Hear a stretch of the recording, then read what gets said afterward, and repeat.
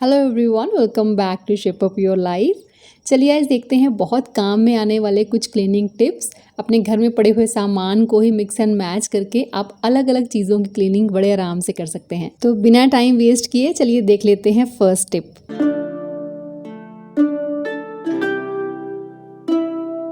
Daily जब हम dusting करते हैं तो अपने रिमोट कंट्रोल को भी वाइप ज़रूर करते हैं, लेकिन क्या सच में रिमोट कंट्रोल उतनी अच्छी तरह से क्लीन हो जाता है जिस तरह से हम उसे करते हैं? नहीं, हमारे रिमोट कंट्रोल्स को भी डीप क्लीनिंग की ज़रूरत होती है। तो चलिए आज देखते हैं कि किस तरह से ईजिली आप अपने रिमोट्स को क्लीन कर सकते हैं। LCD, dish TV, home theatre या जो भी रिमोट्स आपके पास है, सबसे पहले उनकी बैटरीज को रिमूव कर दीजिए। इसके बाद रिमोट्स पे अगर आपको किसी भी तरह की कोई डस्ट नजर आ रही है तो बिल्कुल सॉफ्ट ब्रिसल के ब्रश के साथ उस डस्ट को रिमूव करना है। इसके लिए आप टूथब्रश का इस्तेमाल भी कर सकते हैं। डस्ट अच्छे से निकल जाए उसके बाद आपको बहुत ही सॉफ्ट सा माइक्रोफाइबर का क्लॉथ चाहिए होगा और उस कपड़े को हम थोड़ा सा वेट करेंगे सैनिटाइजर के साथ। तो जो भी सैनिटाइजर आपके घर में पड़ा हो उसका इस्तेमाल आप कर सकते हैं और बिल्कुल हल्के हल्के हाथों से बटन के बीच में से जाते हुए सारी डस्ट निकाल दीजिए इस कपड़े के साथ। सैनिटाइजर दो काम करता है, एक तो गंदगी अच्छे से निकाल देता है, दूसरा जो हमारे हाथों से रिमोट पे बैक्टीरिया चिपक जाता है उसे भी खत्म कर देता है।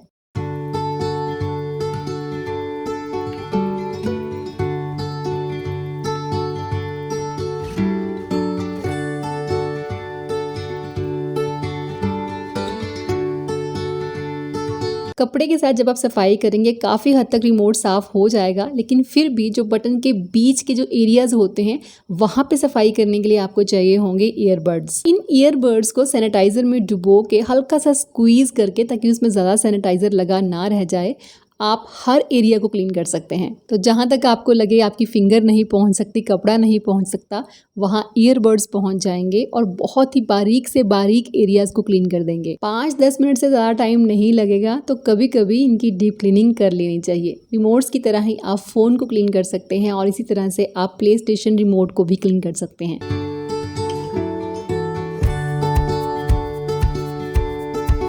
ये उदय का प्ले स्टेशन का रिमोट है, हमेशा ड्रॉर के अंदर रहता है, इस पे कोई ज़्यादा डस्ट नहीं थी, लेकिन फिर भी जब मैंने क्लीनिंग की तो कुछ ना कुछ सफाई तो हो ही गई।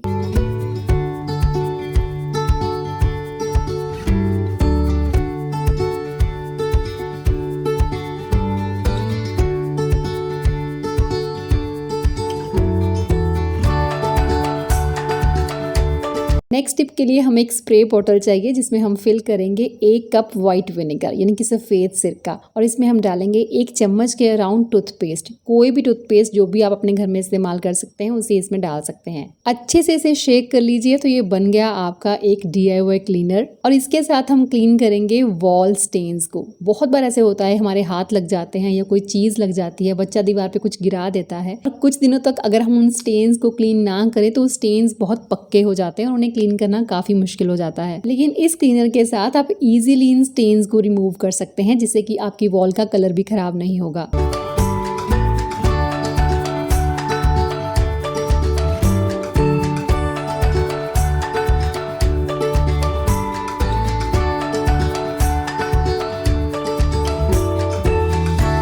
इलेक्ट्रिकल बोर्ड्स के पास भी हमारे हाथ लगते रहते हैं और तरह तरह के निशान आपको वहाँ पे भी देखने के लिए मिल जाएंगे, और इस क्लीनर से आप बहुत ही इजीली इन्हें भी क्लीन कर सकते हैं। और इसी क्लीनर का इस्तेमाल आप कर सकते हैं अपने घर की सारी टैप्स को क्लीन करने के लिए। टैप्स पे स्प्रे करके 10 मिनट के लिए छोड़ दीजिए, उसके बाद वाइप कीजिए, आपकी टैप बिल्कुल शाइन करेगी। विनेगर के साथ पानी बिल्कुल ऐड मत कीजिएगा, सिर्फ विनेगर चाहिए और टूथपेस्ट। सेकंड टिप से रिलेट करती है थर्ड टिप, ये भी वॉल स्टेन्स को लेकर है। जब स्टेन्स बहुत टफ हो जाते हैं और साफ नहीं हो पाते हैं, अगर आप विनेगर का इस्तेमाल नहीं करना चाहते हैं तो आप बेकिंग सोडा का इस्तेमाल भी कर सकते हैं। जहाँ भी आपको कोई स्टेन नजर आए, थोड़ा सा बेकिंग सोडा अपने हाथ पे लीजिए, एक सॉफ्ट स्पंज लीजिए और बस उसके साथ उस स्टेन पे अप्लाई कर दीजिए। हल्का सा रब करेंगे और विद इन सेकेंड्स वो स्टेन गायब हो जाएगा। बिना अपनी वॉल को गीले किए, बिना कोई कलर खराब किए आप इजीली वॉल स्टेन्स को रिमूव कर सकते हैं।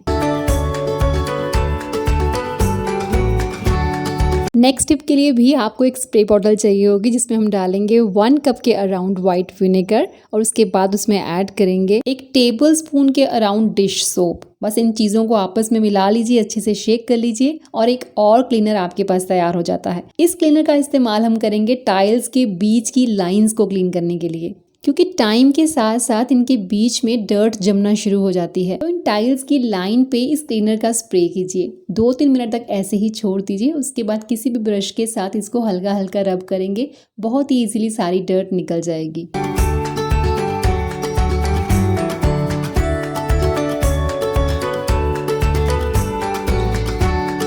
और किसी भी गीले कपड़े के साथ वाइप कीजिए and all done.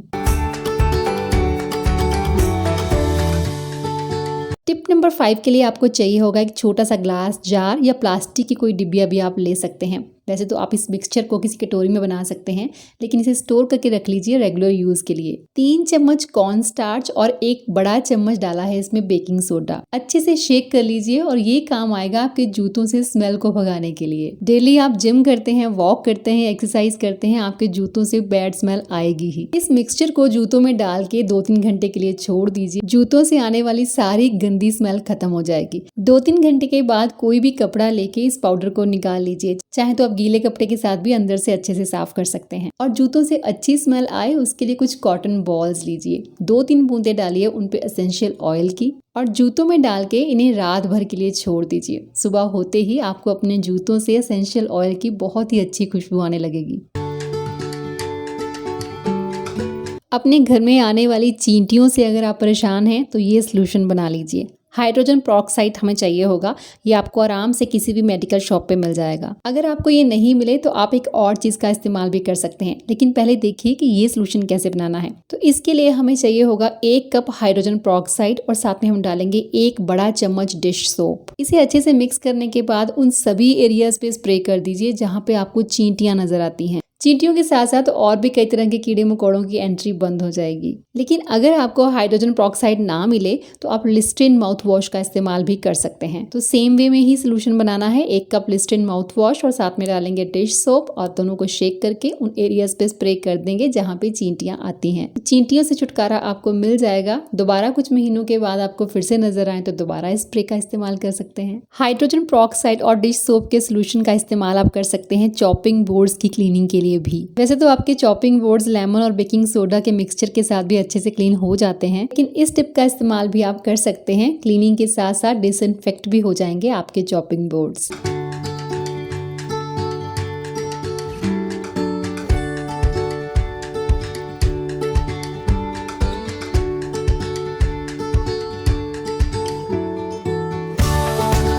Kitchen sink की पाइप के ब्लॉक होने की वेट करने की बजाय अगर मंथ में एक आध बार इस टिप का इस्तेमाल हम कर लें तो ये प्रॉब्लम हमें कभी आएगी नहीं। और अगर आप ऑलरेडी ये प्रॉब्लम फेस कर रहे हैं तो एक केटल भर के पानी की बॉईल कर लीजिए। पानी अच्छे से बॉईल हो जाए उसे सीधा किचन सिंक में डाल दीजिए और उसके बाद इसमें डालिए 4 से 5 बड़े चम्मच बेकिंग सोडा। कम से कम भी 15 मिनट इसे ऐसे ही छोड़ दीजिए। साथ ही एक बर्तन में रखिए 1 कप पानी और 1 कप व्हाइट विनेगर बॉईल करने के लिए और दूसरी तरफ एक केटल भर पानी का बॉईल करने के लिए और रख दीजिए।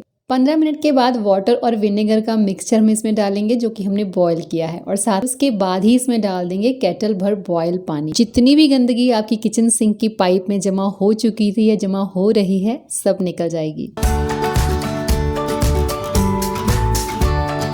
बॉटल्स को रीयूज करने के लिए स्टिकर्स निकालना कई बार काफी मुश्किल हो जाता है। पहले भी मैं आपके साथ टिप्स शेयर कर चुकी हूँ, जैसे कि बॉटल को गर्म पानी में डालिए, उसके बाद उसे रब कीजिए, वो साफ हो जाएगा।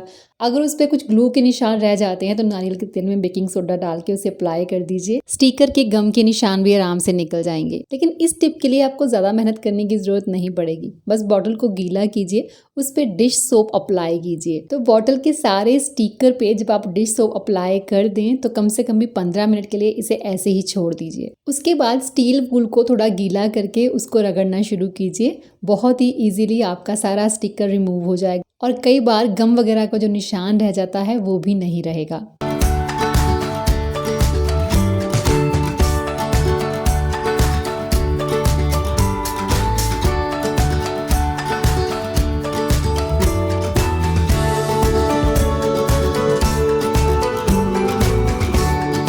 और बस इसके बाद इसे अच्छे से पानी से वॉश कर लीजिए। आपके पास एक नई बॉटल तैयार हो जाएगी। अगर आप अपने पेट्स को as a family member treat करते हैं तो उनकी और उनकी चीज़ों की साफ सफाई का भी आप पूरा ख्याल रखते होंगे और ये आपके हाइजीन के लिए भी बहुत इंपॉर्टेंट चीज़ है।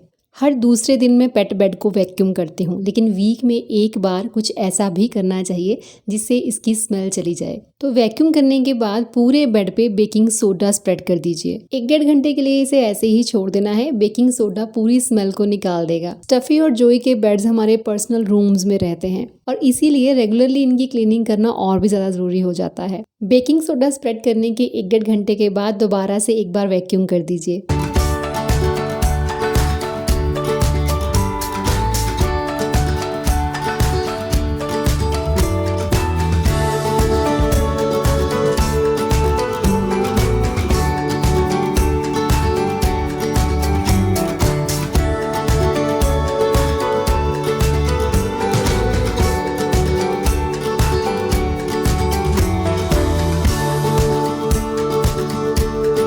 और उसके बाद water, white vinegar, baking soda, essential oil के सोल्यूशन का स्प्रे कीजिए। आपके पेट का बेड क्लीन और खुशबूदार हो जाएगा। आपका पेट भी खुश और आप भी खुश। चलिए, हैक्स कैसे लगे बताइएगा ज़रूर। मिलूंगी नेक्स्ट वीडियो में। Till then bye bye, take care and stay healthy.